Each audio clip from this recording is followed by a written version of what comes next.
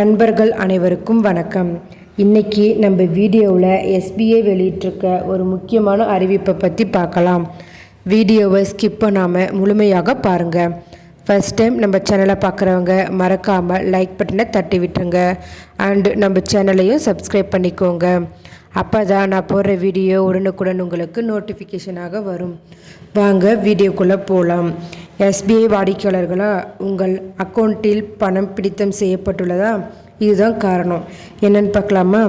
எஸ்பிஐன்னு சொல்லக்கூடிய state bank of India ஆண்டுதோறும் ஒரு குறிப்பிட்ட கட்டணத்தை வாடிக்கையாளர்கள் அக்கௌண்ட்டில் இருந்து வசூலிக்கிறார்கள்.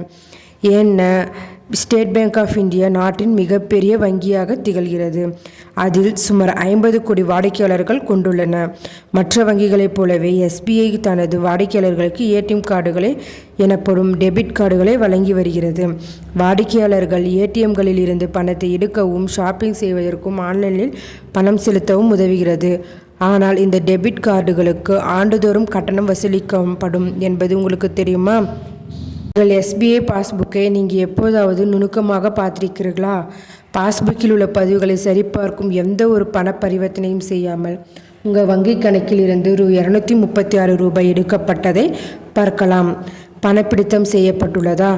நீங்கள் பயன்படுத்தி வரும் ஏடிஎம் கார்டுகளுக்கான வருடாந்திர பராமரிப்பு சேவை கட்டணத்தின் கீழ் உங்கள் வங்கி கணக்கில் இருந்து எஸ்பிஐ பணம் எடுத்துக் கொள்கிறது.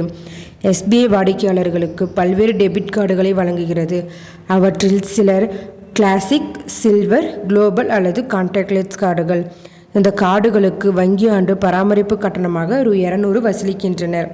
சேவை கட்டணம் ஏஎம்சி எனப்படும் ஏடிஎம் சேவை கட்டணம் 200 என்றால் எஸ்பிஐ தனது வங்கி கணக்கில் இருந்து ரூ. 236 கழித்தது ஏன் என நீங்கள் கேட்கலாம். ஏனென்றால் வங்கியில் மேற்கொள்ளப்படும் பரிவர்த்தனையின் மத்திய அரசு 18% ஜிஎஸ்டியை விதிக்கிறது என வாடிக்கையாளர்கள் சேமிப்பு வங்கி கணக்கில் இருந்து எடுத்துக்கொள்கிறது.